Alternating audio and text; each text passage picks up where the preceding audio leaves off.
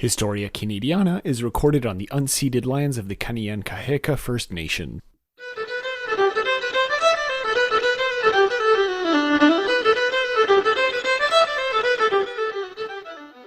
Hello, everyone, and welcome to Historia Canadiana, the show where, for the sake of content, we just power through nearly losing one's voice and head colds and time zones separating us to give you the freshest, hottest, boldest Canadian content to talk about a prime minister that's been dead for 150 years. Let's get into these hot takes, yo. With me, as always, is my co-host, Mackenzie. Hello. So before we get started, a bit of house cleaning. You can skip this if you're not interested. I don't care. Just hit that 10-second plus button for a little while. So first of all, thank you very much for all our patrons and donators and all of that. It's great. Thank you so much. It keeps the show going and, it helps boost us in small but significant ways. And if you want to support the show, you could do so for $1 or $3 a month and get various bonus stuff, including a recent episode of Pop Canada. So that's always dope. Second thing I want to mention, my voice might sound weird for this recording because I nearly lost my voice today. Yeah, we decided to do it anyway because I can still talk and because I'm going out of the country for a bit after this episode releases. So probably this will be the last episode we record before I actually leave. So we wanted to put at least something out. So There you go. Sorry for this is going to be a doozy of an episode too. It's great that this is the one you're sick on. Right. So what are we talking about today, Matt? We're doing another episode of our Prime Minister series, our little mini series. We're talking about the man, the myth, the sunny way himself, Sir Wilfrid Laurier. Absolutely. So getting into it, I guess, before we go over into the history and a bit of his political shenanigans, as it were, like when you say man, myth, legend, like what do you know about Laurier and why would he be considered for you? At least why do you think he's considered a man or a myth or a legend? He's more it's as a force of politics. Like he's one of the ones you see in Canada just being so good at playing the game of politics.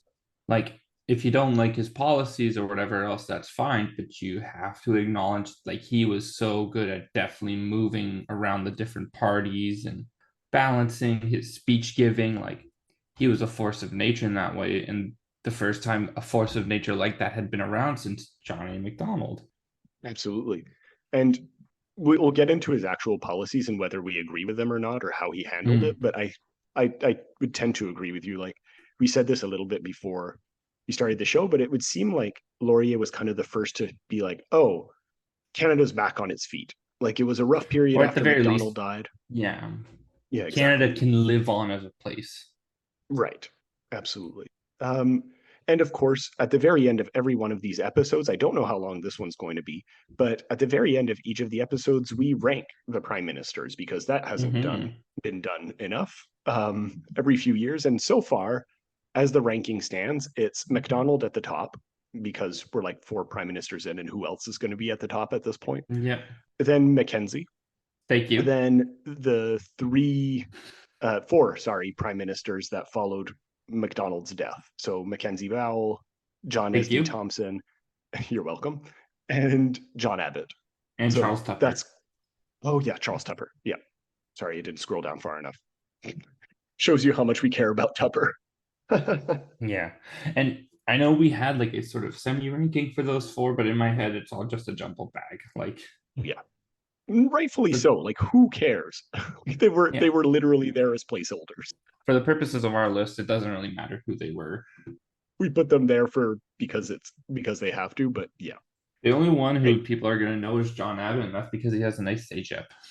Yep. I think his house used to be in Montreal as well. I don't think it's there anymore as a historian. Yeah. But Laurier's house is still up, and that is a National Historic Site from Parks Canada, actually. You can actually visit where Laurier was born in Saint-Lin, what at the time was in Canada East in 1841. It's about an hour and a half outside of Montreal, if people from Montreal are interested or listening and want to visit that. I remember visiting it because I worked with Parks Canada at the time, and they just paid for me to go because I had to be familiar with the actual historic sites. Mhm. But personally, I wasn't super impressed. Like it was kind of cool, but it was a 19th century home of relatively, lower middle class people. I was like, okay, it's kind of cool. And Mhm. it's worthy of preservation, but a lot of it was restored and all that. So I was like, okay, at least this exists. And also you're in Saint-Lin. You have to go all the way to the middle of buttfuck nowhere to actually get to this place. So it's the kind of thing you visit if you're in the area, which, why would you? But yeah, so do you actually know where his name comes from in this case? Because Wilfrid is a very British name for a French Canadian family in this case. Do it. Tell me what's going on. So it actually relates to literature. Have you ever read Ivanhoe from Nope. Walter Scott? Nope. No. So the main character is called Wilfrid of Ivanhoe. That's the full name of the main character. And apparently his mother would have been reading that book as Laurier was born or as he was coming into existence. And she was like, oh, that's a pretty name. And hence, Laurier is associated by name to one of the most successful and famous novels of, the 18th century. Or, sorry, yeah, Mhm. 18th century. So I thought that was a kind of a cool anecdote to mention in this case that, Walter Scott and Wilfrid Laurier have some kind of, historical connection in this case. Hmm. Anyway, Cool. thought Very I would cool. mention it. Yeah.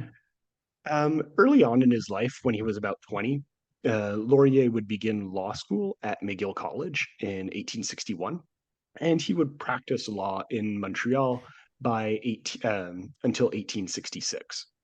And this brief period, that's about 5 years long, would have really quite an influence on his future. It's where he met his wife, Zoe Lafontaine, which their beginnings would have a bit of a troubled history, just because Laurier thought he had tuberculosis for a bit, As one and does. so he was like, "Yeah, as one does in the 19th century." And for a while, he was like, "Oh well, I can't be with this person if I'm just gonna fucking die." And Mhm. so he kind of distanced himself from her, but he eventually found out that he had something that's called chronic bronchitis, which at the time was called the germ of death, which would actually make him suffer quite a bit in his early life. He would have frequent coughing fits where and it brought him on the brink of depression because he was confined to his bed most of the time. And so it was very difficult for a young Laurier to actually get going in life as far as being an active person because of this bronchitis, which I didn't know. I thought that was kind of interesting. This like figurehead of Canadian history, and just like, yeah, he might have died of bronchitis. Mhm. The what ifs of Whoopsies. history. Yeah, exactly. Whoopsies. Which I know it's unsurprising for people, but it's always fascinating to me that it's just like these Mhm. flukes of history that could have just happened at any moment because medicine was just not a thing back then. Or obviously it was a thing, but it was not as big of a thing as it is now. So Mhm. just the fact that someone could just so important could die at any second and be forgotten by history is just wild to me. Okay. Which is still the case, of course. Yeah, you don't really die as much of tuberculosis anymore. Yeah, it's not so much of a thing. Is it actually? No, it's not removed. You can still catch tuberculosis. I actually don't know. Mhm. Doesn't matter. So that's one of the moments. So he met Zoe Lafontaine eventually after like that bout of depression, sickness, and they got together quite early, and he married her. Hmm. But he would also, during this time, form strong links with an institute that we've talked about on the show before when we were talking about censorship in Victorian Canada, and that's the Institut Canadien. Do you remember what that is? It's a literary thing, yeah? Yeah, yeah. Sounds So familiar.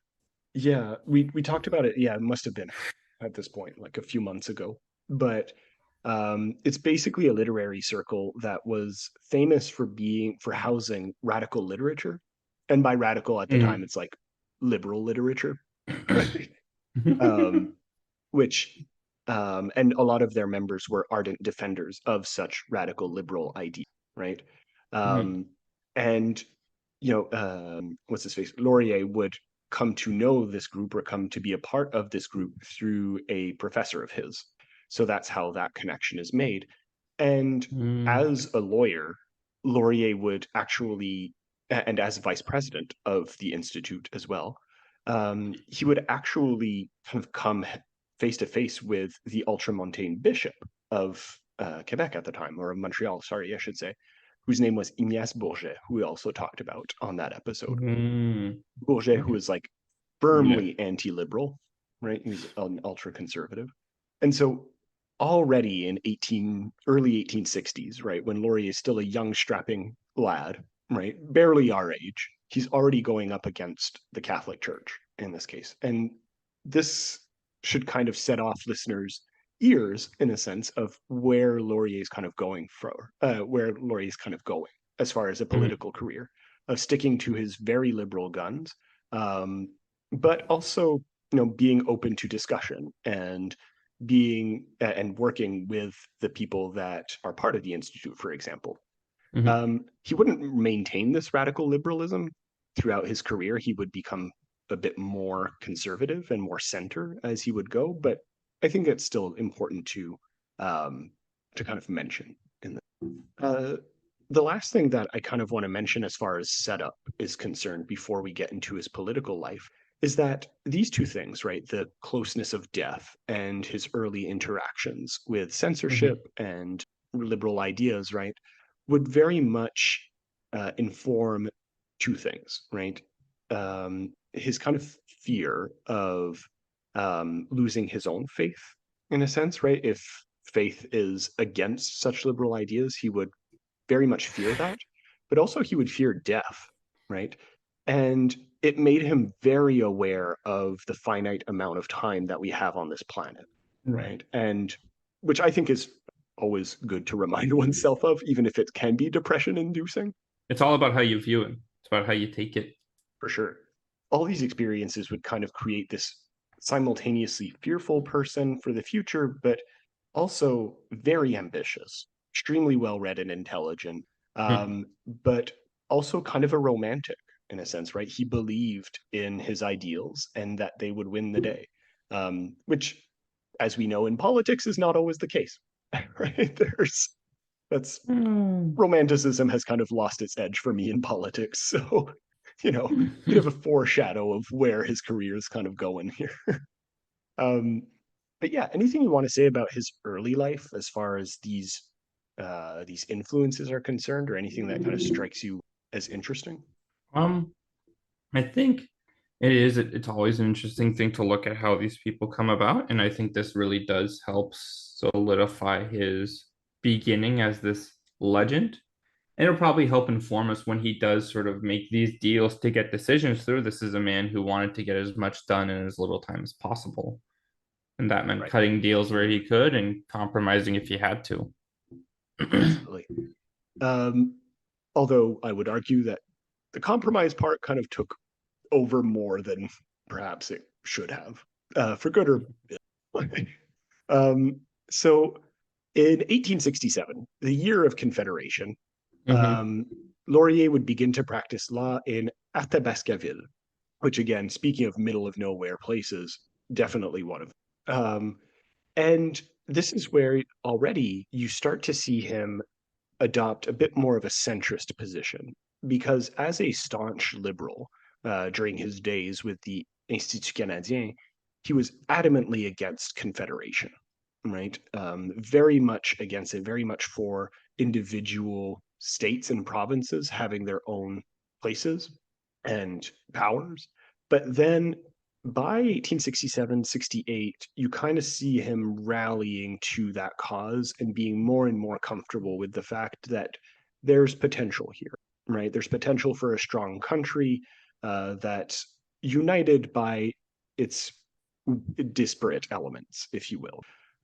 Which again is another point that I think we should keep in mind, right? This kind of vision of Canada as, yes, former British North American colonies, but also each place has its distinct quality, which I think was more evident back then than perhaps it is today in some respects. But, and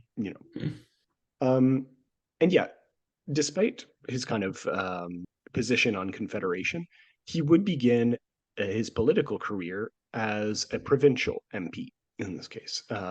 And he was elected as a Liberal in 1871 to the provincial House.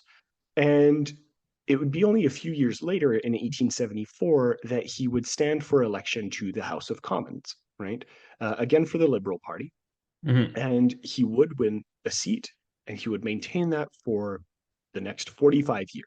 So, really, his time as a lawyer existed, but if I look here, took up about 10 years of his life when really, I think for all intents and purposes, much like you see again today, he was kind of a career politician, Yeah. right? Which totally fine, right? There's nothing wrong with being a career politician. All politicians are career politicians. I'm sorry? All politicians are career politicians at the end of the day. Yes, but like some of, like, for example, our former Prime Minister Philippe Couillard here, Premier, sorry, Philippe Couillard, he was a doctor for a long time, and then he kind of transitioned into politics. Yeah. So, Yeah. it's so yeah. Anything you want to add before we get into his House of Commons era? I don't know. I think it's actually very interesting to take a look at his earlier life, his earlier work. I also think we really need to note down just the fact that how entrenched he is in being a French Canadian, getting into politics. Absolutely. And Like, I think, yeah, his first name is English, but this man is still French as Canadian as French Canadian can be. oh yeah, and that's the thing. Like Laurier obviously is a very important name. Is a very French name so far as it's French, but I think they can trace back. They could have traced back their heritage back to one of the first settlers of New France. I forget what exactly. I didn't write it down, but yeah, I believe one of the early 17th century settlers was his ancestor. So as French Canadian as they come, you're absolutely right in this case. Just like my family. And the what was it? I think the trajectory that he served in politics also represents that in a sense. Right. Right. He started off in provincial politics, much more localized, and then moved on to the wider thing, which is not uncommon, but it definitely, I think, informs the way you do politics, right? And would definitely inform a liberal like Laurier, who was interested in provincial rights, right? That was something that he held dear, that yes, Confederation was ultimately a good thing for him. That's where he stood for the rest of his career. But provincial rights are necessary and they're protected by the BNA Act. So, yeah, I just want to mention that, right? That's also another thing. The BNA Act, motherfucker. We're never going to escape it. No, that's fine. Well, it's kind of interesting because every time we talk about a politician, we'll probably talk about the BNA Act because interpretations of it vary so wildly sometimes, and the limitations of it are really where some of the major political decisions of Canada's history have kind of been made. So I think, yeah, we'll never escape it, but I think it's interesting from that perspective that this document kind of spawns so much of Canadian decisions and legislation. So what's kind of good to note in this case is that, he was very young when he came into power, when he came into the House of Commons, like even by the standards of the time. So he would have been, let's see, sorry, I had it right here. So he was elected to the House of Commons in 74. He was born in 41. So yeah, he would have been 33, right, at the time, which, fine. I think today you see that quite a bit. But for the Liberals at the time, he was still a bit too young to be in any like real position of decision-making power, right, within the party. Did he have nice hair though? Oh, of course. He was young, dashing, charismatic. Like people noticed him. He, like, all jokes aside, yes, he did have flowing hair, right? He had the Macdonald haircut, and it looked good on him. Like, if you look up a picture of Wilfrid Laurier young or something like that, you'll see what I mean. It looks wonderful. I'm jealous of that. All jokes aside, it kind of the fact that he wasn't given much of a chance at first, right, because he was so young and inexperienced as far as federal politics were concerned, right, And also because he was French Canadian, and there was a lot of, racism towards French Canadians within a very Shocker, British-centric shocker, system. really. Yeah, who'd have thought? Especially when the Conservatives were in power at this point, under Macdonald. So not exactly a shock there, but the way that one of the sources uh, I was pulling from for these notes put it, he said basically Laurier was setting about in this early career of getting older, Mhm. right? What the author, in this case George Bowering, meant by that was that he was kind of just watching and gaining experience through what he saw unfold before him, right? Mhm. He studied British governance and jurisprudence. And this is where the kind of more Anglophile or English sentiments would come in.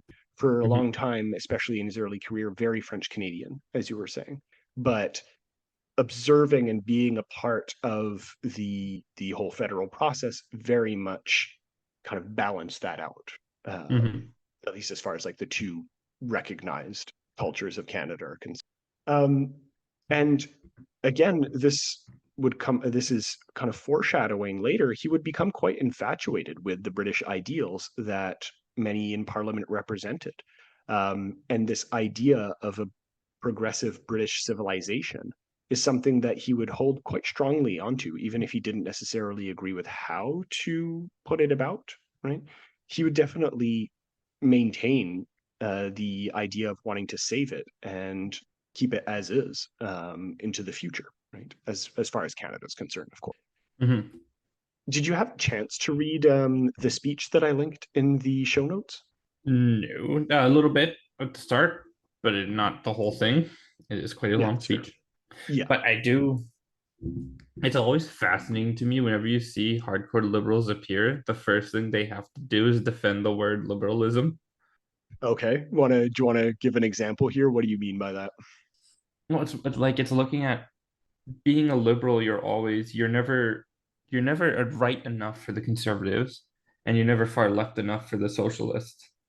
And so Right. every time you have to get up and you have to defend your idea of being more middle of the road, of saying, hey, let's not be too hasty. Let's not go too far either way. And this particular speech, which again will be linked, it's all available for free on the Canadian Encyclopedia. The reason why I wanted to link it and talk about it is because this particular speech would really put Laurier on the, like, yes, he Mhm. was recognized as interesting, but when in 1877 he gave a speech called On Political Liberalism in Quebec City, Mhm. people stood up and were like, oh, okay, you're not just another one of them. You actually are eloquent and have ideas that are well organized in your head. And thus the seed is kind of planted for Prime Minister Laurier. Um, and yeah, like you were saying, do you want to read out the first paragraph? Just because Sure. I think it pretty much encapsulates what you were saying about liberalism. I cannot conceal the fact that it was with a certain feeling of pleasure that I accepted the invitation to come before you to explain what are the doctrines of the Liberal Party and what the word liberalism means as regards the liberals of the province of Quebec. For my part, I Absolutely. belong to the Liberal Party. It may be wrong to be a liberal. Oh, this is the little paragraph underneath. And this is just sort of continuing this. I accept the reproach. If it to be a crime to be liberal, then I am guilty of it. For my part, I only ask one thing, that we be judged according to our principles. I would be ashamed of our principles if we were afraid to give expression to them, and our cause would not be worth the efforts for its triumph, if the best way to secure that triumph was to conceal its nature. Absolutely. I like that. Just laying these cards out on the table. And I think Mm-hmm. that's part of the appeal. Like when we were Yeah. talking about Macdonald, that's part of the appeal that he had as well. He was just like, no bullshit. This is what I want, right? I think this is what's best, and take it or leave it, right? Yeah, there's Which you can no need to stop disagree. it. Right, exactly. Which you can disagree with those ideas, but I think people Mm-hmm. are always like attracted to that kind of decision and like decisive. Sorry, that's the word I was looking for. Decisive. And I'm getting that from the passage that you read of Laurier. Like, don't fuck with me on this ground at the very least. You can fuck with my policies, but this is what I am, right? This is the position that I'm staking for myself. Mm-hmm. Um, Another thing I want to mention in the paragraph that you read, um, is and what the word liberalism means as regards the liberals of the province of Quebec. Mhm. Small line, but I think a very important one, and one that, again, I think would haunt Laurier's career, is balancing, of course, Quebec and the rest of Canada, which obviously existed with the other prime ministers, but under Laurier, how could I say, the elements that would make those divisions clear really came to the surface, and he's the one who ended up having to deal with them in many And I ways. think, yeah, no, it's before this point, you could get away with ignoring Quebec. And I think now with Laurier, we're going to see a shift, I think, in politics. Like, you can't ignore, you need Quebec to win the election. Absolutely. Especially I mean, because he is from there, yeah. right? And like we've talked about So this before, theoretically, you can win the election without winning the province of Quebec, but it'd be very hard. exactly. Um, I have another passage that I liked and kind of sums up his liberalism, I think, that he would maintain. Mm. But I think, yeah, it says, I am a liberal. I am one of those who think that everywhere in human things there are abuses to be reformed, new horizons to be opened up, and new forces to be developed. I hate revolutions and detest all attempts to win the triumph of opinions by violence. There is always room for the perfecting of our nature and for the attainment by a large number of an easier way of life. So it's the old question on Mhm. more progressive circles, right, of reform or revolution. And Laurier's clearly staking his claim on reform, in this case, as a liberal. Which, I think in this day and age is a pretty standard take in Canada, right, as far as liberalism is concerned. But I think it's interesting to note it as part of when he's speaking in 1877. This is an era in which revolutions happened, like already three have happened, or major ones, right? Four, right? So there was the American, and there were three in France alone, right? And all kinds of other ones in Ireland and in Eastern Europe. Barely 30 years after this, there was going to be one in Russia, right? So the ferment of revolution is Mm. certainly in the air, right? As these ideas are kind of gaining momentum. And this is kind of where Laurier's conservatism starts to shine through, right? Or at least some of the conservative elements that are part of his politics, where he's kind of less inclined to go towards the more radical politics. And that would put a lot of people to his, especially in that time when he's speaking. But there's a certain other revolutionary in many ways that would, A little bit different type. yeah, but like he would nevertheless be very much infatuated by this one, right? And come Mhm. to his defense. And I'm talking, of course, of Louis Riel. Now, right around 1885, so obviously later in Laurier's career as a politician, but not yet as prime minister, right? There is the Riel rebellions, as well as the Riel rebellions happened before he was a politician, but there was the Northwest Rebellion, I should say, and Riel was a central figure. And the it was during this time that he would very much come to his defense publicly, and again kind of try to bridge these gaps between French Canadians, not just in Quebec, but across Canada, as well as British citizens or British English speakers, I should say. Um, and part of his defense in Parliament of the Métis and what they did in 1885 was not that Mhm. they should be defended because they were Catholic or because they were French speaking, right? He's not necessarily interested in the minority position here. He wants to defend them because he considers them British citizens. And by extension, they deserve the protection that such a definition affords them, which is to say, not being executed by the government necessarily, right? Um, and yeah, so there's a bit of a problematic element and very much like a 19th century idealism in that Mhm. statement, especially considering that certain Indigenous people would not consider themselves British citizens, of course.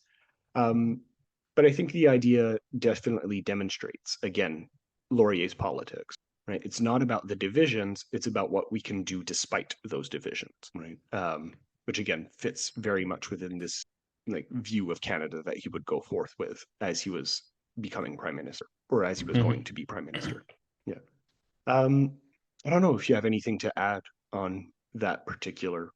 It's really interesting to me that he would go out and try and defend Louis Riel. It's definitely a political play. It's really interesting. Like he would not have defended Riel if it wasn't a way to get at Macdonald. Right. I And agree. And I think that shows a strong political mind and political savviness. That ability to get up and be like, no, no, no, no. Good sir, good sir. This is what we're doing right now. Yeah, you are wrong, and here's why. Right? Yeah. And I'm not afraid to tell you. Not he's not trying to say like, oh, Louis Riel is truly a patriot. His cause was righteous and just. Like, fuck no. If attacking Louis Riel would have been a Macdonald, he would have done that. This had nothing to do with principles. Absolutely. I mean, part of it, I think, was principles. I think he was. I think he was certainly sympathetic to him as a French speaker and a Catholic. Maybe not as an Indigenous person, as we'll talk about later. But but I think the political move is undeniable. Not only is he going up against the Conservatives and showing that he can eloquently do so, but also the figure of Louis Riel was very popular in a certain province that Laurier came from, Quebec, right? He's building a base in this case, and it works, right? Like his popularity in Quebec grows a lot, and that would eventually falter for reasons that we'll get to. But the political gamble does pay off in this case, and slowly he would rise up in the ranks. He would eventually be named Minister of Inland Revenue in Alexander Mackenzie's government. So good choice on that one, Mackenzie. And eventually in 1887, Edward Blake, who was a prominent member of the Liberal Party at the time, proposed that Laurier would succeed him as leader of the party in 1887. And this is a position that Laurier would take, even if at first he didn't want it, and he would keep it until his death, right? Which I have it somewhere in the notes, but about 30 years, right? No, more than that. Anyway, it doesn't matter. Unfortunately, despite being a relatively young head of the Liberal Party, in 1891, Laurier would suffer a crushing defeat at the hands of against the Macdonald government, which is the last time that Macdonald would head to power in this case, or during that last election. Mostly because Macdonald was coming up with what was known as the national policy, which we talked about, right? It's basically protectionism, right? Whereas Laurier, on the other hand, was like, no, unlimited commercial reciprocity with the US, baby. We got to pump those numbers up. And people were like, no, absolutely not. The US is scary. I don't want to talk with the big boys. They scare me. I'm just a widow Johnny McDonald, and I want to sit you in my diaper like a widow boy. Pretty much.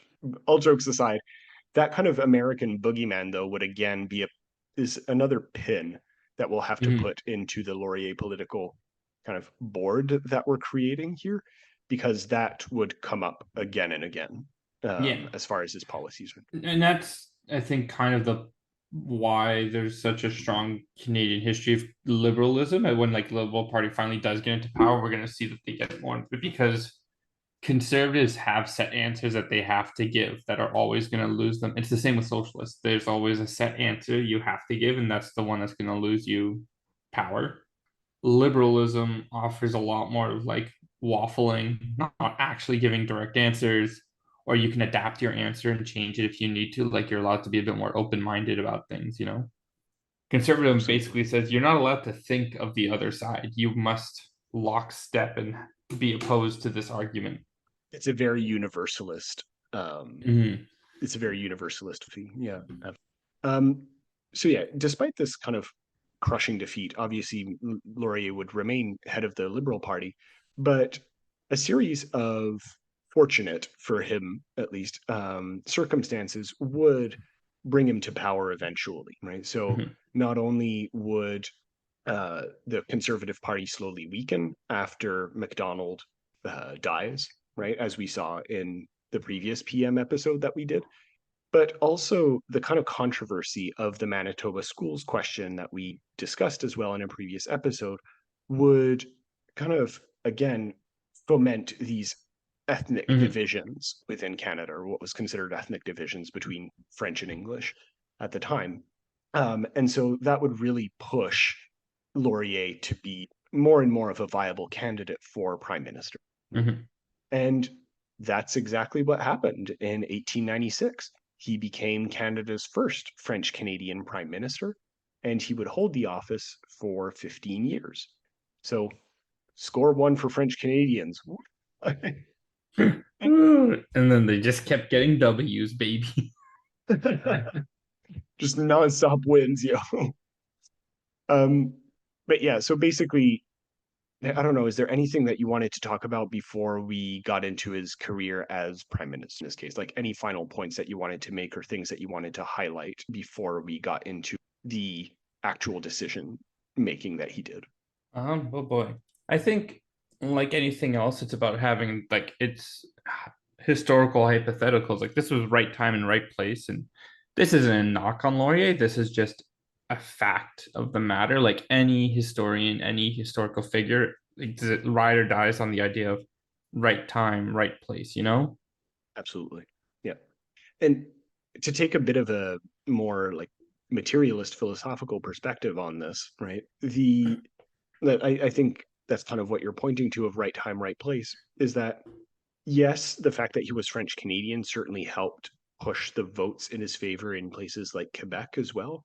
But Mhm. the fact that there was, there were issues in the other party as well definitely made the Liberals seem like more viable candidates as far as like stability was concerned, right? So I I wonder if it were, say, someone like Edward Blake, Mhm. who was still at the head of the Liberal Party, I wonder if the Liberals would have still won just because they weren't the Conservatives, right? The famous saying about Canadian politics is that we don't vote for someone, we vote against another, right?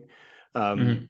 and I'm wondering if that's part of it. Like, not, again, not to remove from what Laurier does or what he represents as the first French Canadian or first like long-term liberal in power, but I'm wondering if part of that was just like, we just need to get rid of the conservatives because they're fucking dying left and right as old, cranky British men. Mhm. Like, I don't know. Maybe that's just me who's thinking out loud, but wanted to mention that.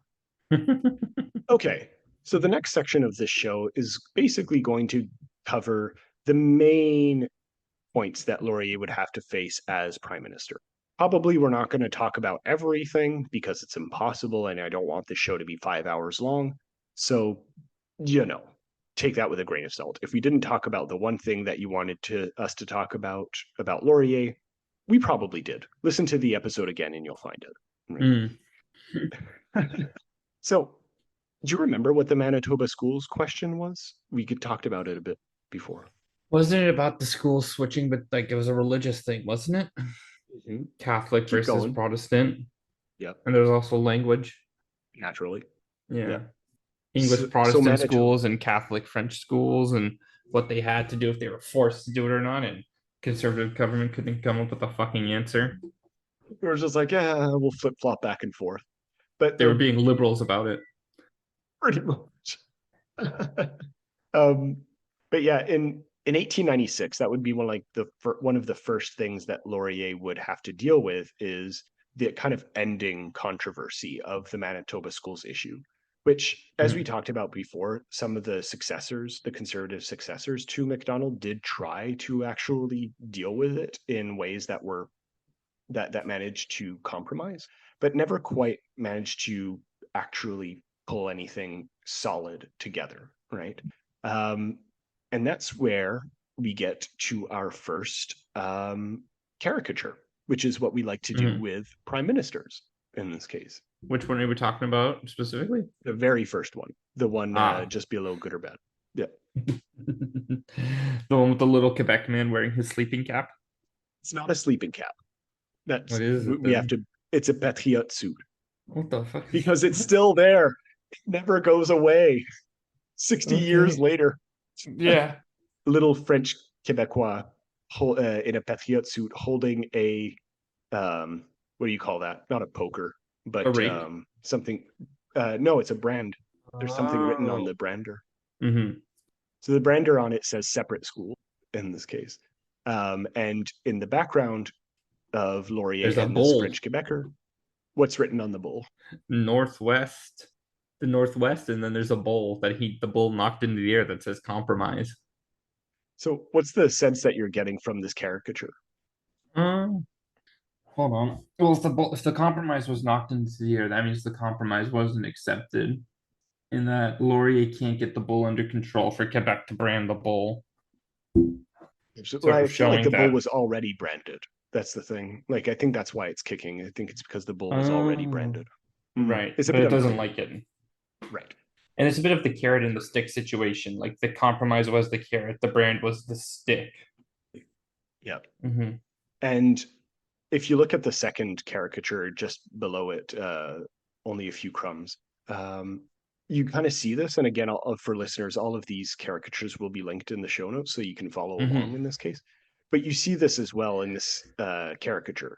And a lot of them that we pull, by the way, will be from this man, McConnell, who basically made a career out of caricaturing Laurier during his. Mm-hmm. And what you see, right, are books on the ground that say dual language, autonomy bill, which would be the bill that would create later in Laurier's career the provinces of Manitoba and of Alberta and Saskatchewan. Sorry, and basically Charles Monk and Laurier are holding up this flag, right? Mm-hmm. That has the Union Jack on it. It has Canadian symbols. It has French Canadian symbols, and it has French symbols on it. Well, it has So this like literally again, just the French flag. again, kind of both pointing to McConnell's own politics and his own view of what Laurier does, Mm-hmm.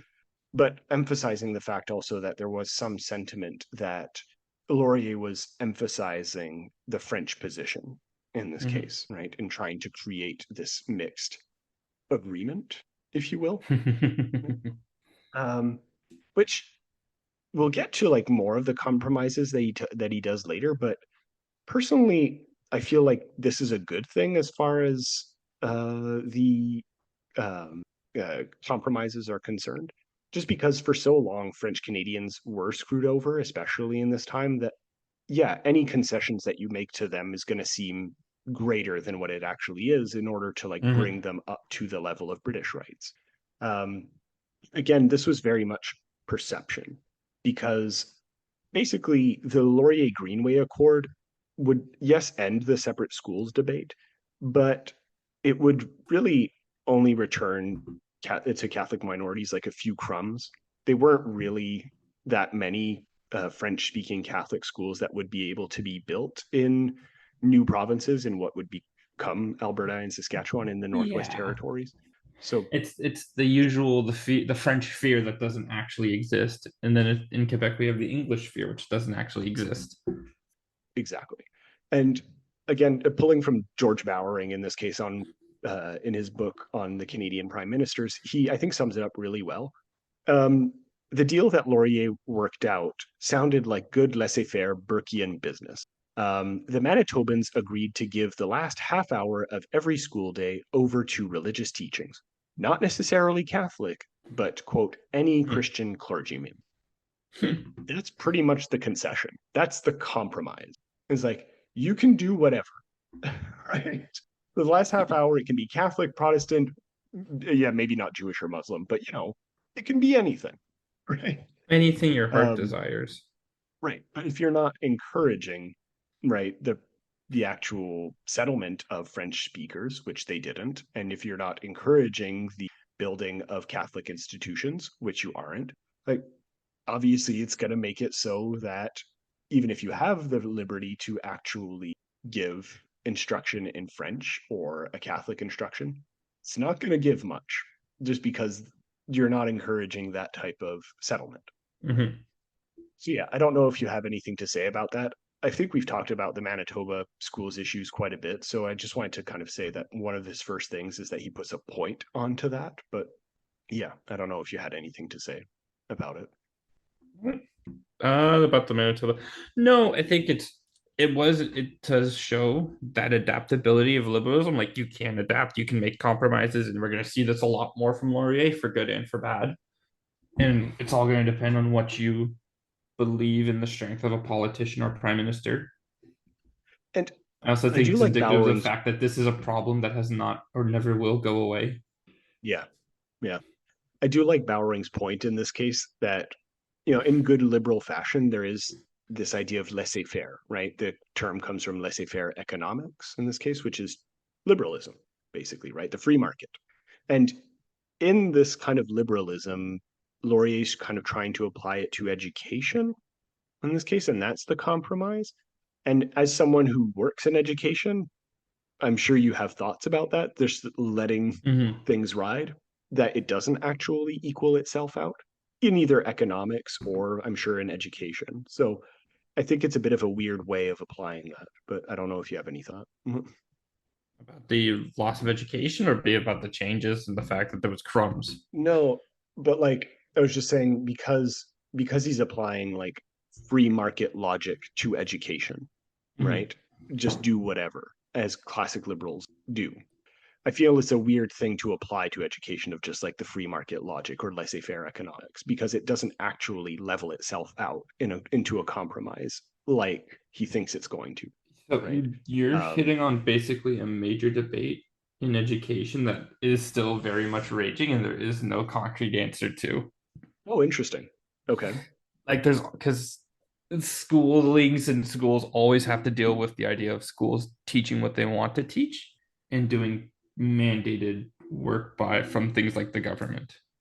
Right. And so it's very like it's this very much this push in this pool where some people need to have some schools, like you need to have some curriculum put in place that should be taught, but sometimes you need to let schools teach what they want to teach.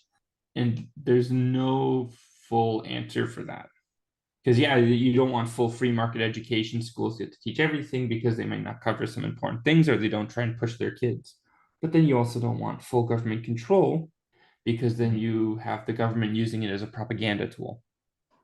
And so there's like Interesting. you're basically talking about a debate that was never ever going to be settled and never will be settled. Unless you just decide that that's what it is and no one has any say in it whatsoever. Yeah, exactly. And you can only do that if you're the government, or if you're like the Right. school board or whatever it is, you know? If you're the board of directors for the school. Okay, so next major point is Western development, right? Reciprocity, Mhm. um, which kind of go hand in hand. So obviously in 1891, as we said, Laurier lost on this idea of reciprocity with the US. So he would kind of learn from this mistake and Mhm. say, maybe we don't push that as much. And maybe instead we kind of go bit by bit. Again, classic compromise in this case, moderate to a T.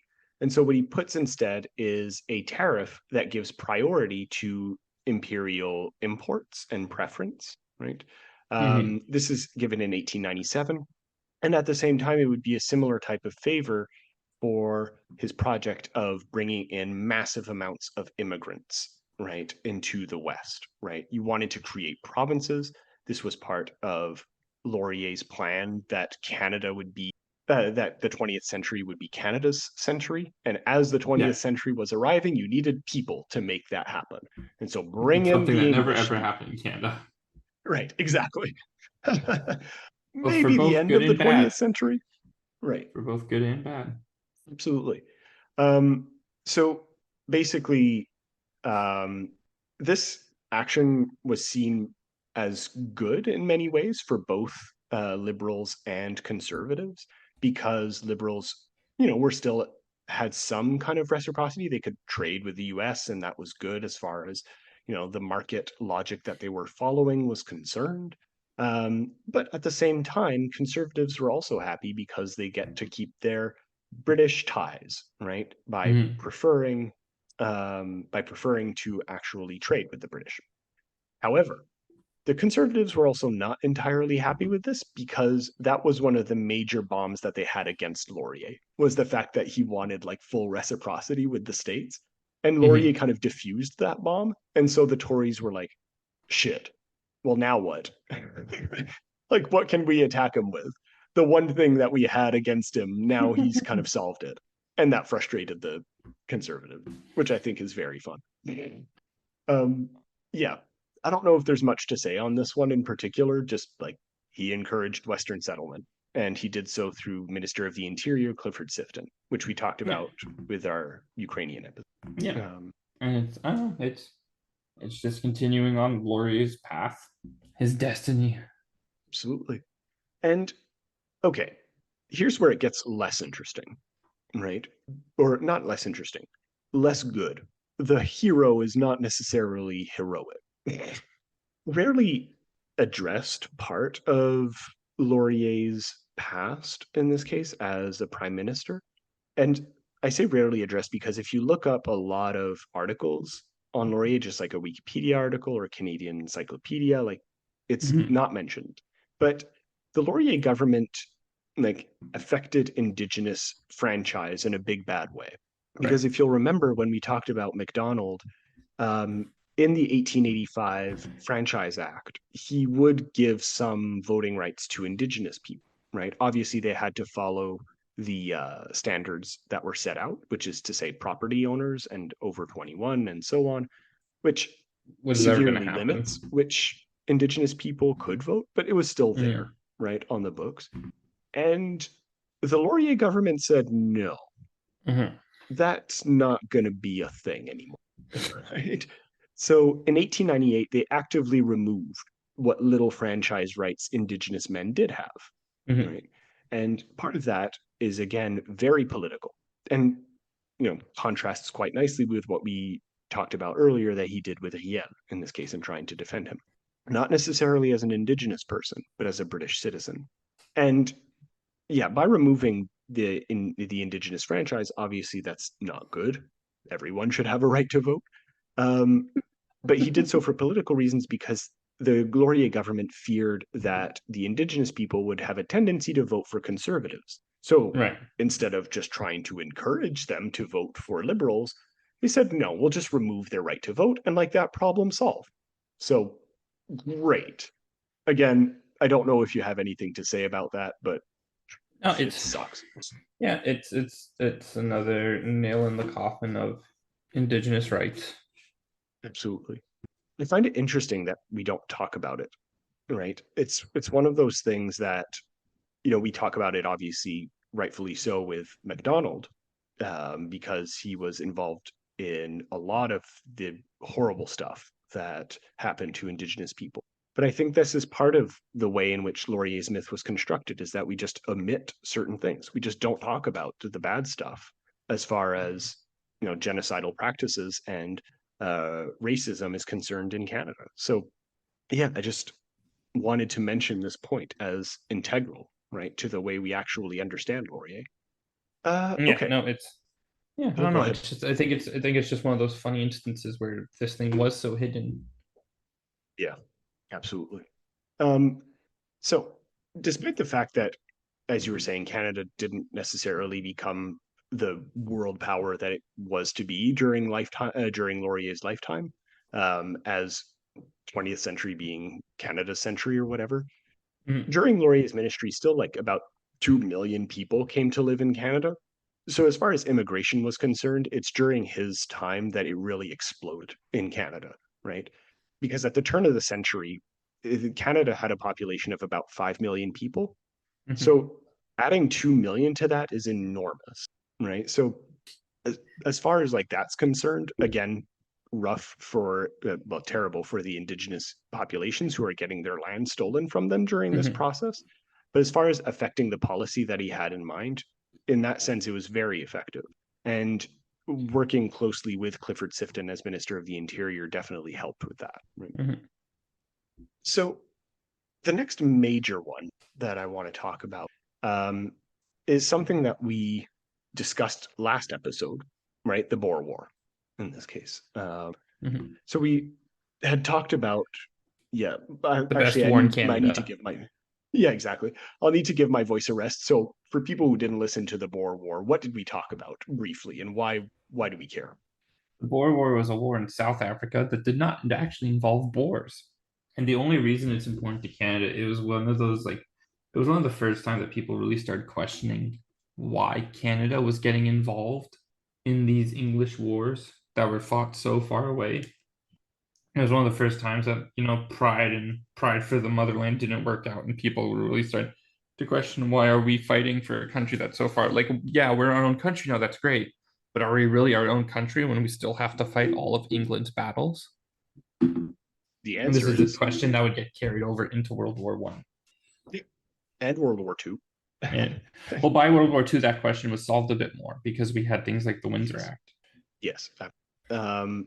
So basically, what you saw with the Boer War on a political level, right, is Laurier being like, okay, I'm at this imperial conference, which happens every so often, right, where all the colonies and all of British Empire come together and decide what's the best course of action for the empire, right? And a lot of imperialists at that conference were like, well, of course, we'll support Britain militarily, financially for its military things. We'll provide warships and whatever, right?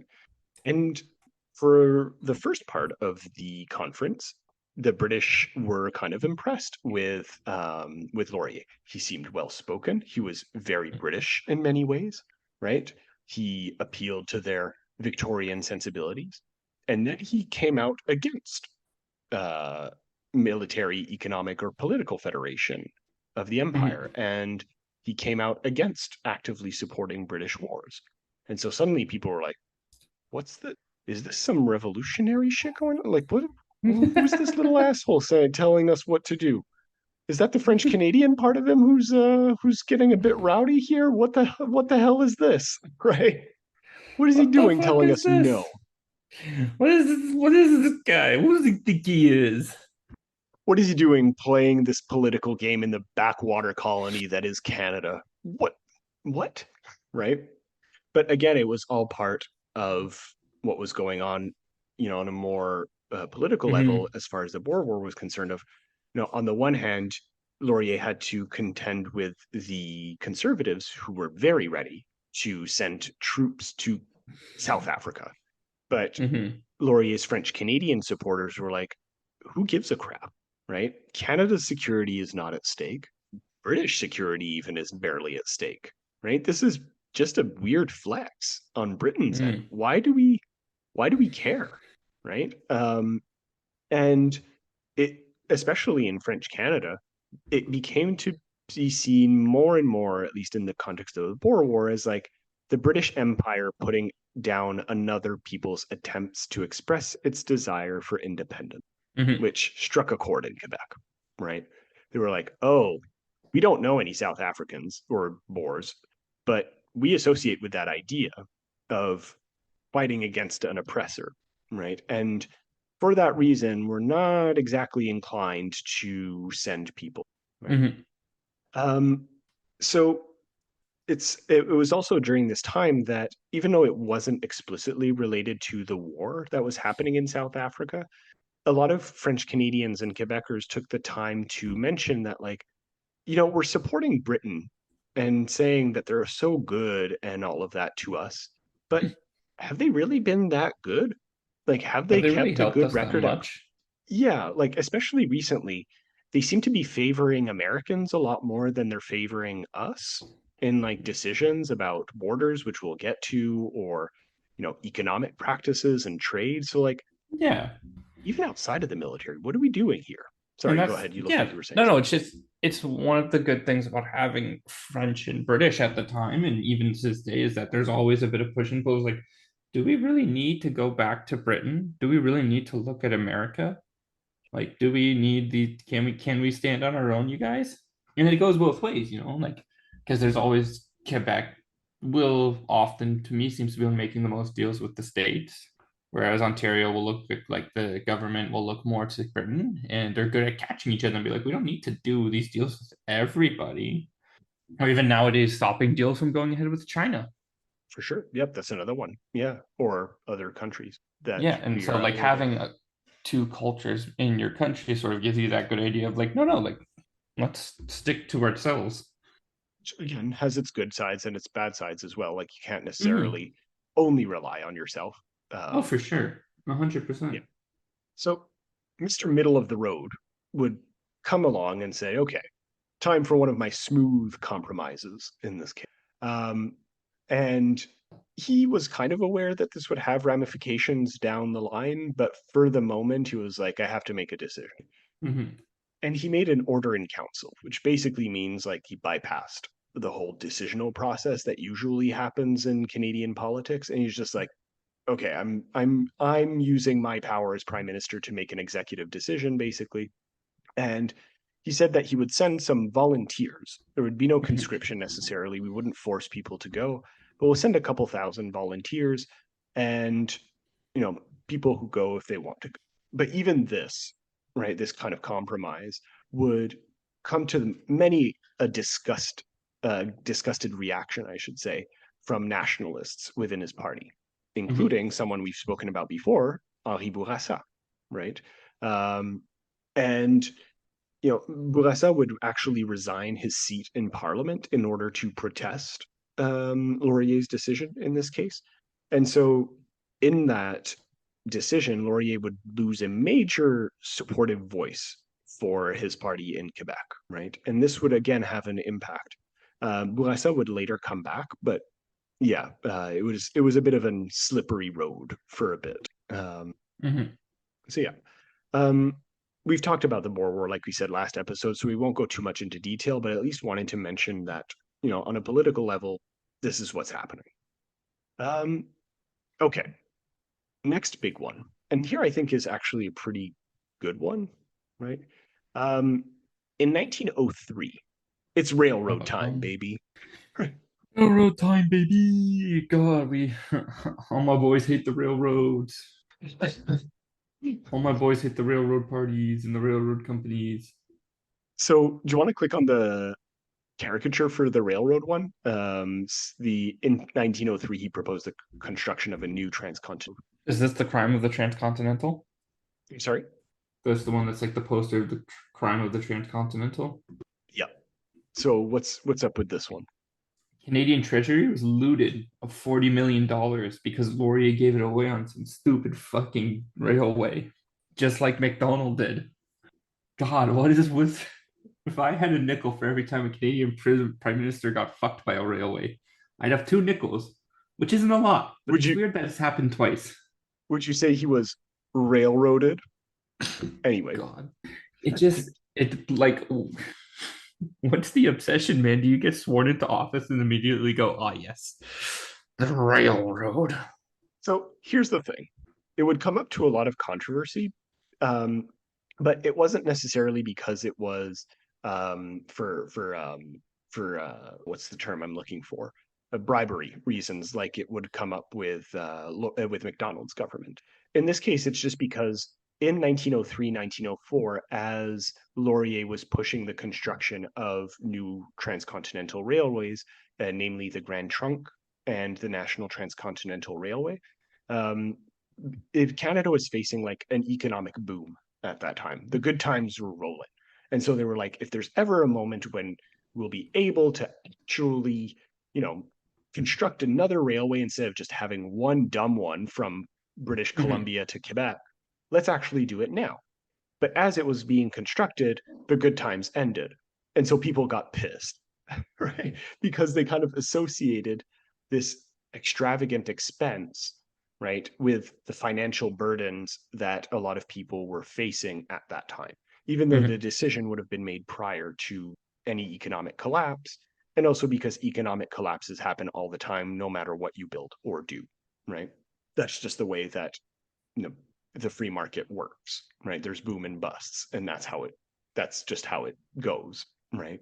So that's a big part of this caricature is like people are seeing it as theft, basically, but it was legal. They just weren't happy with the fact that $40 million was being sent in part to a company and in part was federally funded.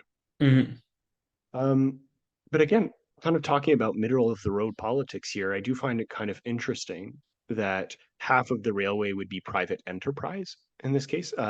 It was the Grand Trunk Pacific would be at the time privately funded.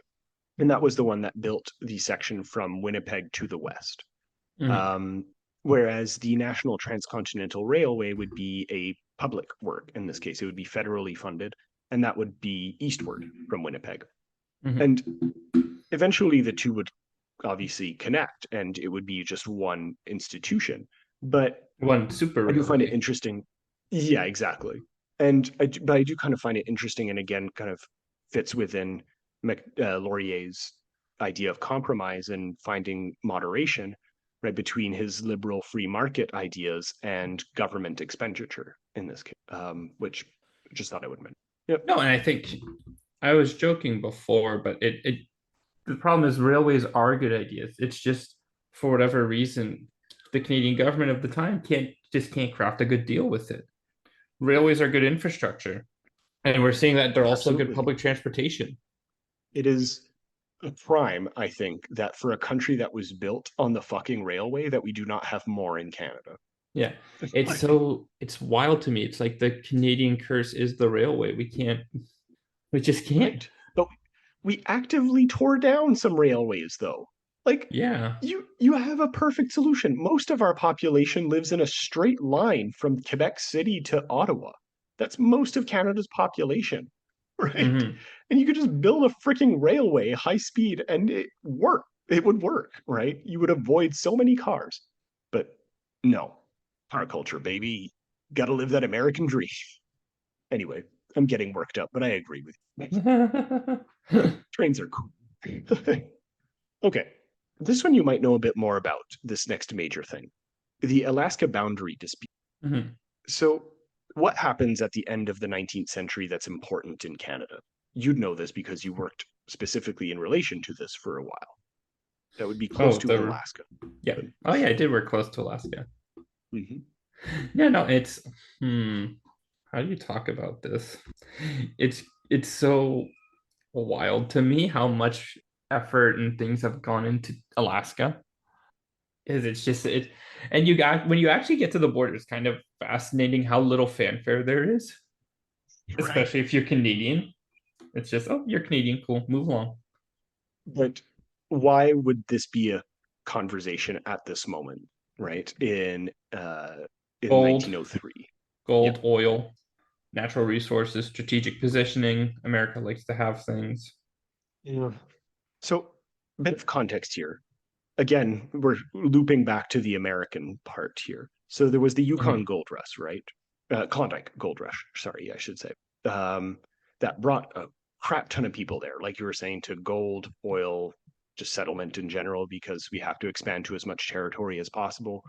And at the same Mhm. time, America was really getting going in its imperial aspirations, right? End of the 19th century, early 20th century, America was like, oh, right, Manifest Destiny covered continental United States.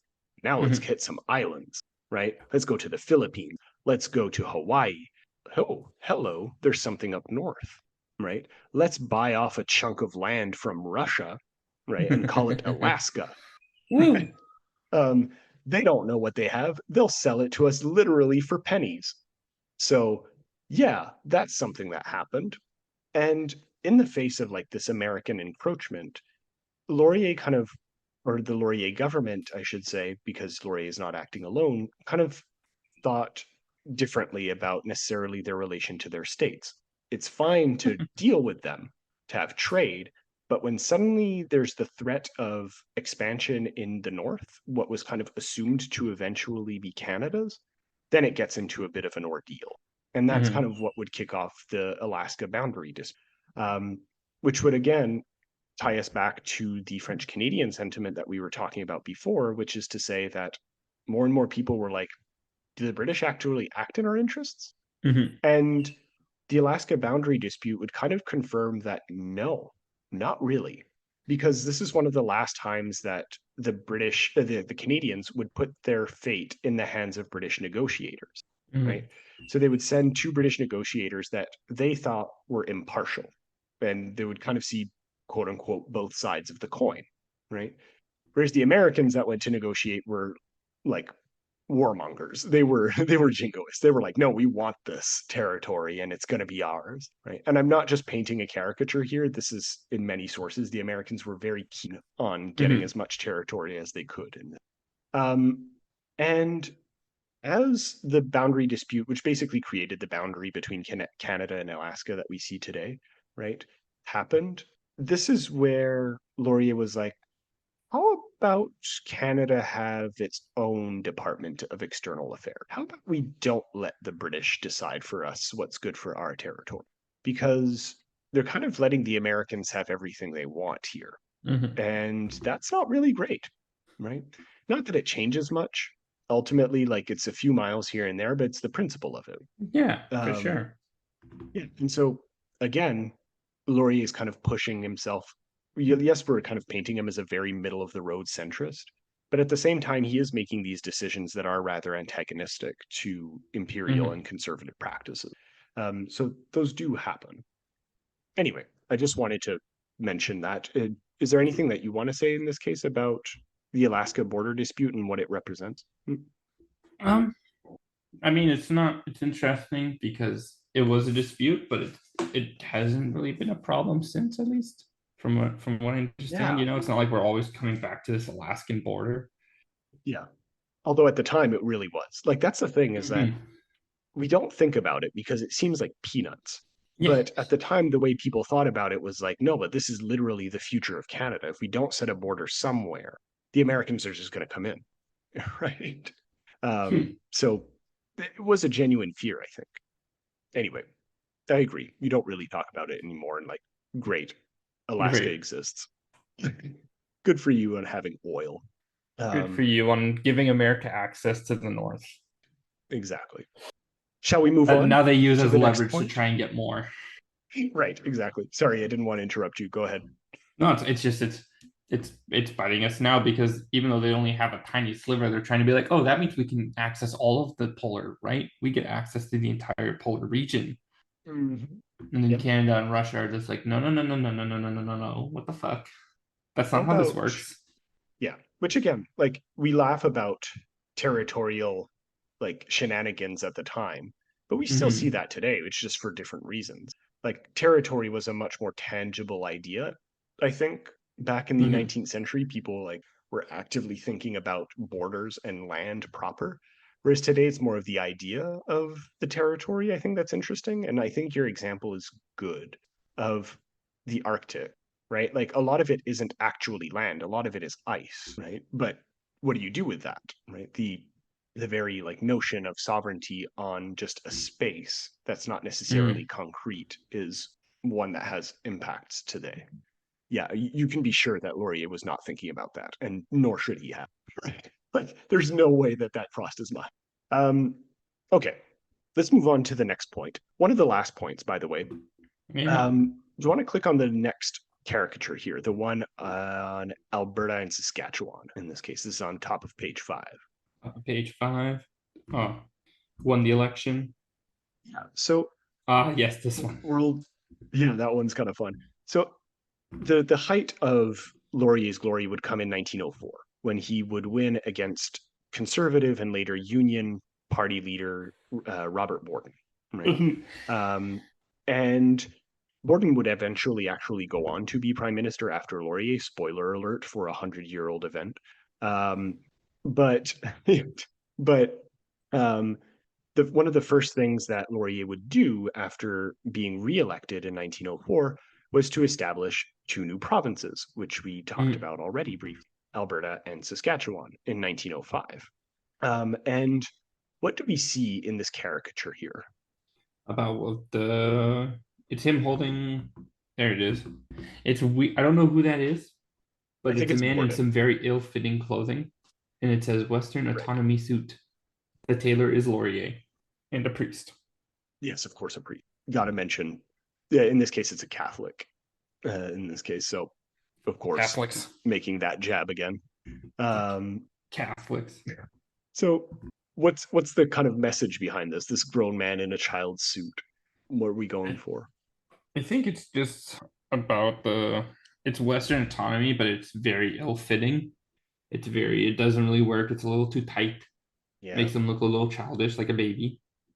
absolutely. It wasn't as big as That's it could have been. absolutely. Um, and to come back to this idea, right? This is almost 10 years um, after the Manitoba School questions was Mhm. settled with the Laurier Greenway Act or Pact. But these same questions would come up again, right, with Alberta and Saskatchewan. Um, and this is where we come back to the autonomy bills, which would declare that the West and the new provinces would basically have non-denominational schools, which is Mhm. kind of what we have today, right? So in a sense, it was a bit progressive, but at the time, it was considered to be a bit of a slap in the face to religious authorities. Um, and this decision would precipitate quite a bit of backlash. The Minister of the Interior that I mentioned before, Clifford Sifton, nearly resigned his post over the fact that there were too many concessions, Mhm. supposedly too many concessions to non-British elements in Western quote unquote development. Um, Bourassa would return in this moment 10 years later, but under different like it was a bit of a tenuous circumstance. But all of this points to what you were saying with the caricature, that people kind of felt that it was a bit rushed as well, and that we're trying to fit these complex ideas into a space that's barely has its own identity, right? Obviously, Alberta and Saskatchewan would later come to have quite a vibrant literary culture, as we'll eventually talk about, and Mhm. its own music scene and all of that. But so culturally and politically, it would Rock and be its roll. own thing. Absolutely. But at the time, people were like, really? Do we need to make a province with this? Seems a bit rushed, right? But we Um, have to protect the American border. yeah, fully part of that. Yeah, that was definitely Yeah, it, I know. right?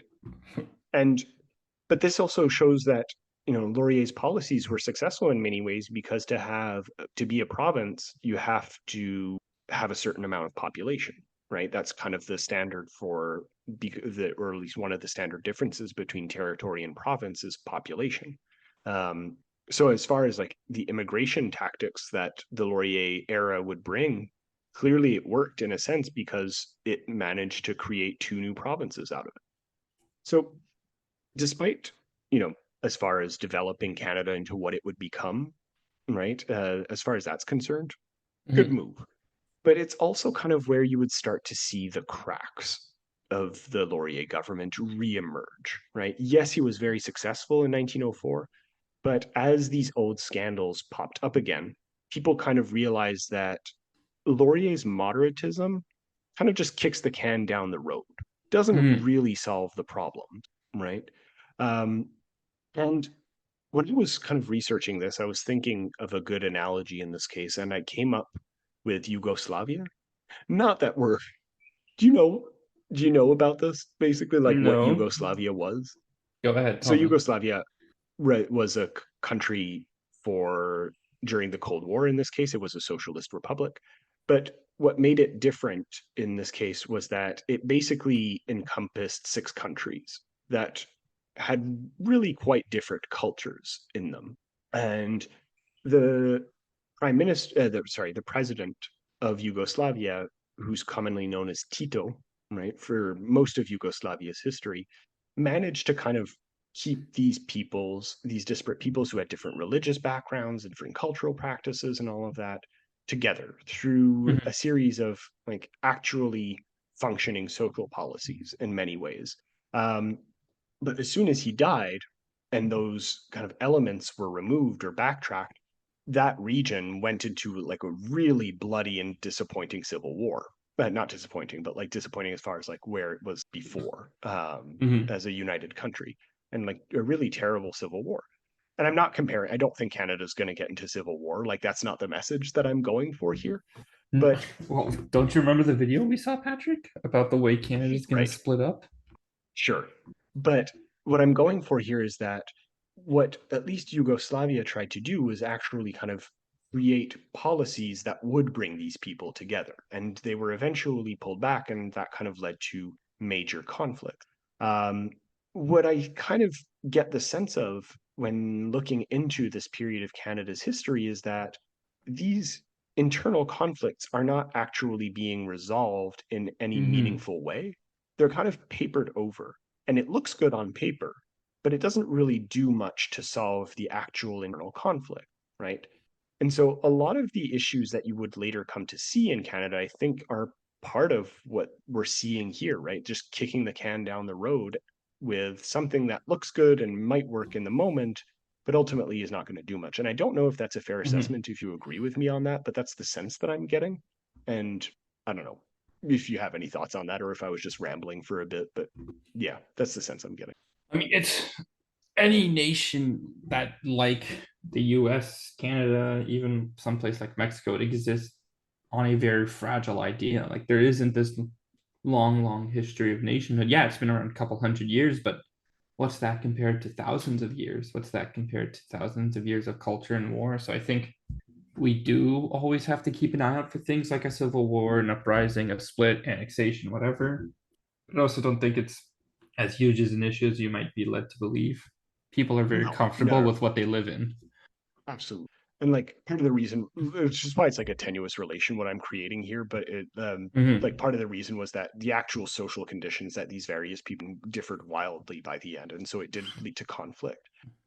Which again, comparing French Canadians to English Canadians today, that's not where the greatest disparity is anymore, right? That's for other minority populations in Canada at this point, which again, Laurier doesn't care about, or it's not part of the discussion. So in 1909, another kind of nail in the coffin as far as turning people against the Laurier government would be a series of scandals concerning allocations of funds, similar to what we'd seen with the railroad earlier. Ultimately, Laurier came out clean, similar to Macdonald.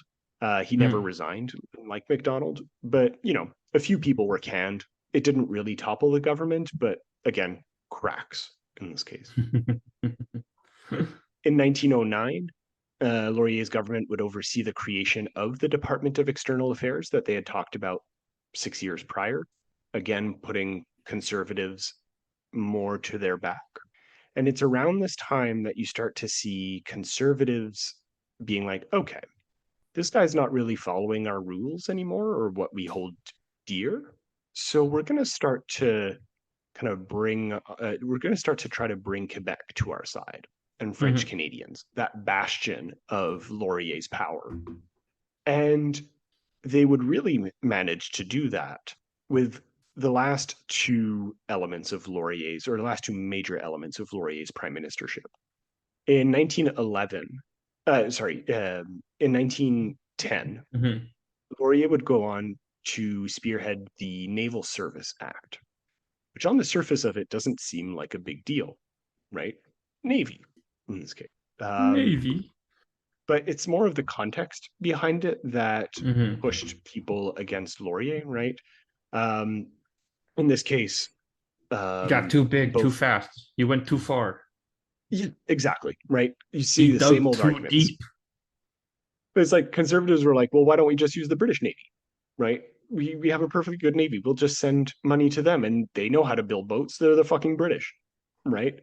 Whereas on the other hand, the nationalists in Quebec, for example, were like, it's all well and fine that you have a Navy, but probably what's going to happen is you'll just end up helping the British anyway, right? And we're becoming them. We're becoming like them. So we have better things to spend our money on than boats, right? Who are we going to go to war with, right? And in Laurier's mind, he was like, well, Canada's surrounded by a lot of water and by Americans, so it might be useful to have a navy. So like you have these three visions kind of going around in this case, but it would still be quite a controversial act. But again, since French Canadians and conservatives were both kind of on the same page for different reasons, kind of brought them closer a bit together, right? Saying, okay, well, we're both against the Naval Service Act. Whoop. Whoop. And what's the final nail in the coffin? Because apparently, Laurier didn't apparently learn anything from his first failure in 1891, reciprocity with the US. And that's where we talk about our last caricature, in this case, middle of page 5, limited reciprocity with the US. Do you want to check this one? Yes. So, limited reciprocity with the US basically says, hey, let's not sell the kit and the caboodle to the US. Let's not give them everything they want. Let's just like all get together and be good. Let's do a bit of our own thing so we can have some independence and not be absorbed and subsumed by them totally, even though we will eventually. And yeah, did you look at the caricature for this? Which one? Oh, this is the reciprocity. Yes, I don't think I saw the. Oh yeah, no, I found it. Page 5. Yeah, that one's fun. Laurier in a dress. There's a bunch of old men in a dress. And who's across from him? Is it Bourdain? No, so that would have been, I think that would be Taft at the time, President of the United States. Right. I think so. I forget. It's either him and or it looks like he's trying, like he's taking. It looks like he's trying to take away Taft's milk or something. He's trying to take the teat away from Taft. But if you have to read the caption underneath. Johnny Canuck. Oh wait, no, of course it's not Taft. It's a stereotypical Canadian. Sorry. Okay. Because he's called Johnny Canuck in this case, and he says, "I may have wanted it once, the suckle of reciprocity, but that was before I was weaned 33 years ago." So in this case, the strong, strapping young man is supposed to be Canada in this case, and saying the argument that we need American power and trade in this case might have made sense before, but I don't really need it anymore, right? Johnny Canuck in this case is saying that Canada's strong enough that we don't need this, right? So in a sense, it's kind of funny. Like the Laurier's plan kind of backfires on him, where he made Canada so its own thing as he wanted, that the other plan that he wanted of reciprocity with the States at least was felt as being kind of useless. But it would still go through. There would be some limited reciprocity. Nothing like what we have today, but it was there. And this was really the final nail in the coffin. Laurier's popularity would plummet afterwards. And by 1911, in his campaign, and this is what I want to finish on as a quote, he said, "I am branded in Quebec as a traitor to the French, and in Ontario as a traitor to the English. In Quebec, I am branded as a jingo, and in Ontario as a separatist. In Quebec, I am attacked as an imperialist, and in Ontario as an anti-imperial. I am Canadian. Canada has been the inspiration of my life. I have had before me a pillar of fire by night and a pillar of cloud by day, a policy of true Canadianism and moderation of conciliation. I have followed it consistently since 1896, and I now appeal with confidence to the whole Canadian people to uphold me in this policy of sound Canadianism, which makes for the greatness of our country and of the empire." Stirring endorsement of his Canadian feelings, but he would still lose, and he would never be in power again. Oh no! But he would be the opposition. He would still obviously he would lead the opposition throughout World War I in this case, and he would campaign against conscription, but he would never be prime minister again. Okay, I need to give my voice another rest. All right.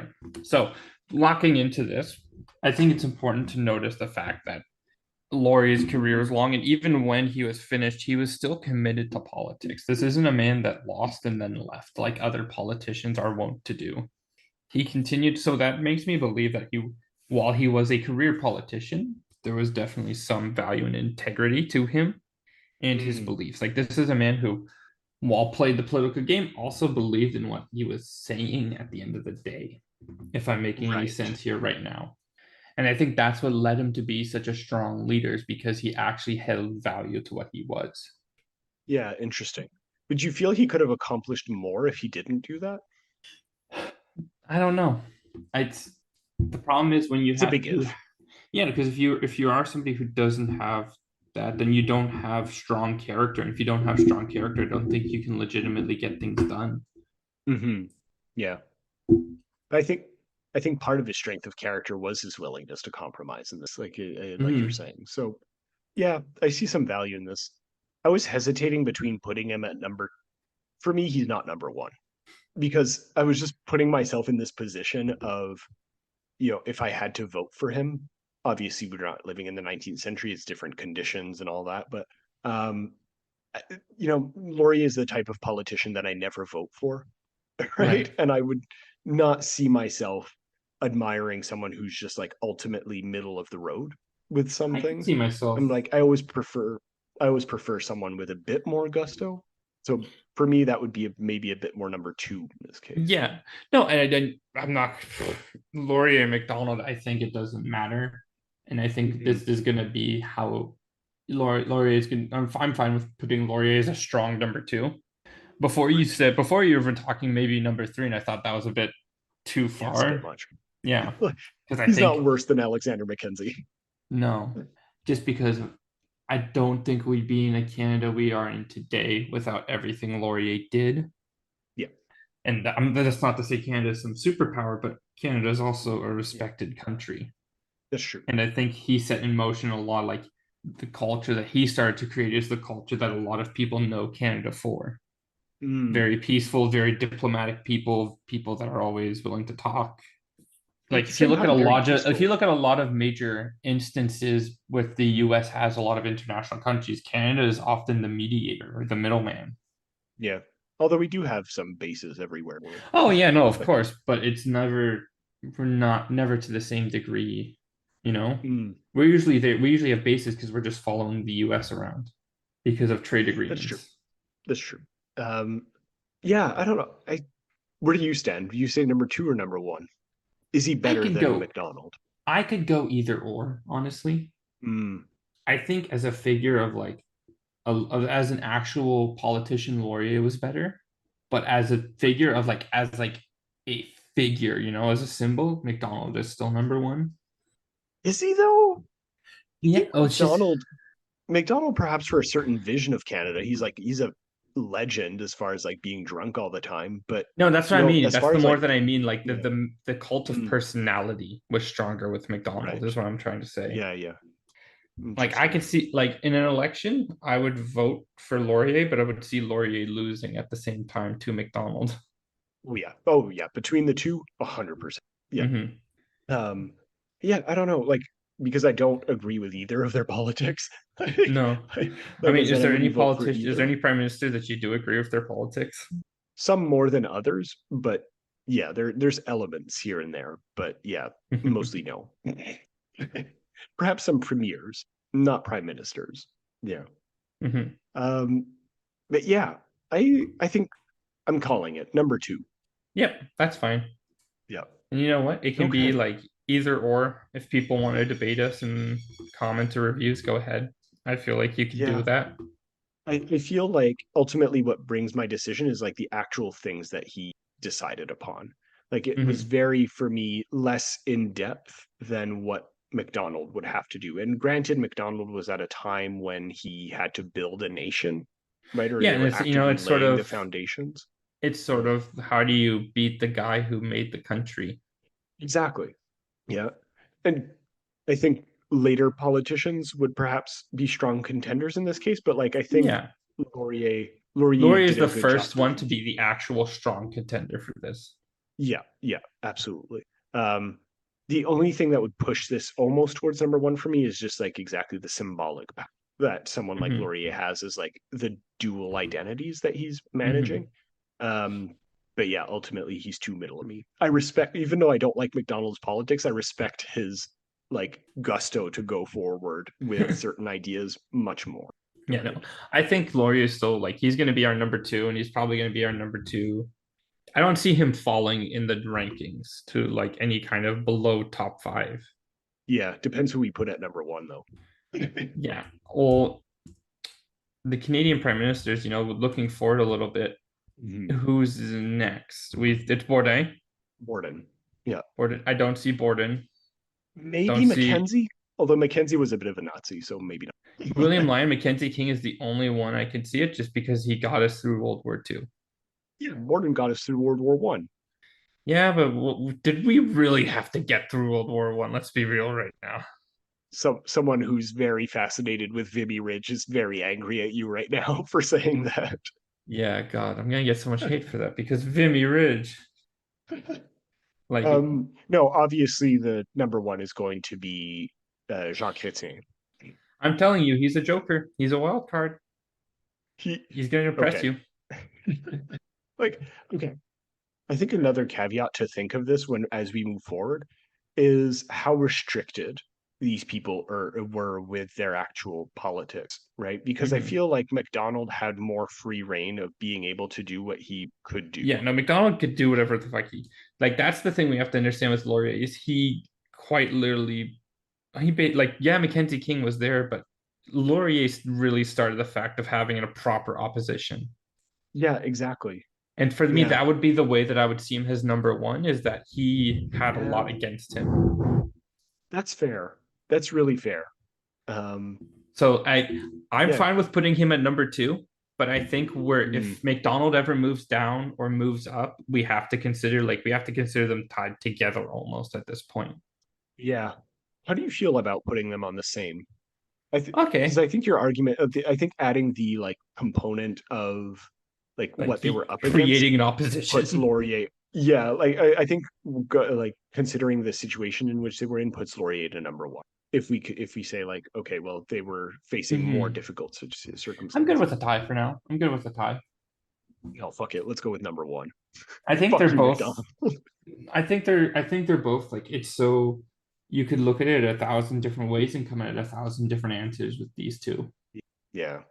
In Laurier's favor, he was picked to be the leader of Canada for Civilization 6. So was he really? Yeah, he was picked, and then that's kind of cool. Yeah, I love that. It was really cool that Canada actually got included for once in the goddamn game. Is it the first time? Like 6 games First time in the Civ, and they got included with the DLC. Wow. That's pretty funny. Yeah, no, it was, and his lead, because all the leaders, they bring special abilities, and his are the sunny ways. And it's basically that, like, it basically says people can't declare surprise war. People have to tell you that they're going to be mean to you. That's really fun. Yeah. I was looking through this. Another strong contender for number one would either be Diefenbaker or Pearson. They were pretty big for a while. Like, I can see that. I can see them being. Well, yeah, again, it's always going to be about, like, what we're looking at when we think of number one. Because if we're looking at being in office for a long time, I mean, come on. There's a man whose name starts with a P, his last name with a T. His name rhymes with Rudo. Horrible airport named after him. Yeah. He's so, and I think currently, okay, hold on. Let's see. Do you have a document of these with even the 4 others ranked? Yes, but I have it up on our website. So currently, do you know what, like, because there's been many polls so far of what of the different prime ministers in this case.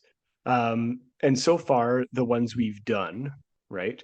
John A. Macdonald, if we aggregate on Wikipedia, they have like an aggregate number of all the rankings so far. They kind of like evened it out. Yeah. So John A. Macdonald, first prime minister, aggregate number 3, right? Alexander Mackenzie, second prime minister, aggregate number 13. Fair enough. Yeah. Okay. Abbott, 20. Thompson, 15. Mackenzie Bowell, 22. I don't agree with that one. And Charles Tupper, 19. Wilfrid Laurier, number 2. So in the grand scheme of Canadian history so far, we're pretty much on brand. Because people seem to put Laurier above, but I think we put Bowell above. Right. Yeah, we put Bowell at number 2 so far. So yeah. No, it's good. We're gonna be going back and forth on this for a while. And then at number 1, they have William Lyon Mackenzie King. So I think that's going to be our next big one. Yeah, probably him. Yeah. Although there's a lot to say about Borden. He like, there's a bit of a shakeup that happens in Canadian politics during Borden. That's kind of interesting. Yeah. Well, it's always about how you decide to rank these prime ministers. Of course. Like, what kind of view do you take? Part of the fun is that we don't have any kind of standard, really. We just kind of go off the cuff. We're going off the cuff. We're almost going like we're playing favoritism. Like, I've got a favoritism for Jean Chrétien. You don't. Right. It's All going right. to be 100 episodes Shall we till we call get it to there? him, but it'll be fun. It'll be fun. Yeah. Shall we call it I will there for say, tonight? It's getting late here.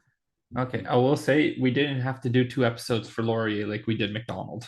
Yeah, but it's a long episode. I think this one's like 2 hours long. Jesus. I didn't realize. Okay, well, we'll call it there then. My voice is cutting out again, so Mac, take us away. Alrighty, Roo, listen the diddly do. Thank you everyone for listening.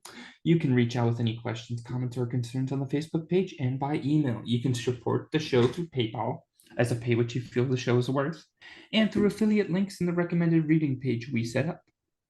You can find perks like extra and ad-free episodes on Patreon. Anyway, all of this is optional and this show will still remain free and independent. Finally, if you could leave a review on iTunes and share it with some friends, it would be very appreciated. It helps to boost the show and it gets into more people's ears. We'll see you next time in Historia Canadiana. Cheers. Bye.